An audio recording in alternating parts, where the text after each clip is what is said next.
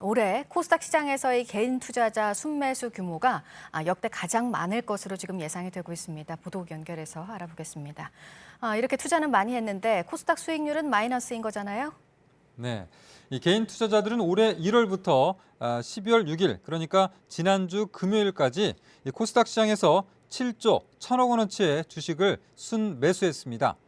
이대로라면 개인 투자자 순매수 규모는 역대 최대가 될 것으로 예상되는데요. 연간 기준으로 기존의 순매수 기록은 2016년에 5조 7천억 원이었습니다. 그러니까 올해는 이보다도 1조 4천억 원 정도가 더 많은 것입니다. 개인 투자자들이 이처럼 기록적인 사자에 나섰지만 올해 좋은 결과를 기대하기는 어려워 보입니다. 코스닥 수익률은 지난 6일까지 7% 하락했습니다. 올해 1월에 주식을 하나 사서 지금까지 들고 있었다면 그 가격이 7%가량 떨어진 것으로 보여지는데요. 한숨 짓는 개미 투자자들이 적지 않은 것은 외국인과 기관에 비해서 정보와 또 투자 경력에서 차이가 나기 때문인 것으로 풀이됩니다. 네, 그리고 우리나라의 노동 인구가 줄어드는 게 전 세계에서 가장 속도가 빠를 것이라는 조사 결과가 또 나왔네요. 네, 참 안타까운 상황인데요. 세계무역기구가 발간한 세계무역보고서 2019에 따르면 2040년 한국의 인구는 지난해와 같은 수준을 유지하지만 노동인구가 17%나 줄어들 것으로 추산했습니다.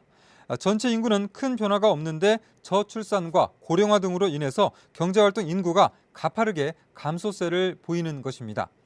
이는 중국과 일본은 물론이고 미국과 유럽 국가들보다도 빠른 감소세를 보이는 것입니다. 주요국 가운데서는 인도가 23%나 늘어나면서 최고 증가율을 보이고 미국도 10% 늘어날 것으로 보고서는 내다봤습니다. 네, 이어서 북한의 지난 주말 중대 시험이 무엇이는지에 대해서는 북한의 명확한 입장이 나오지 않는 가운데 북한 조선중앙통신이 조금 전에 보도한 내용이 있어서 전해드립니다.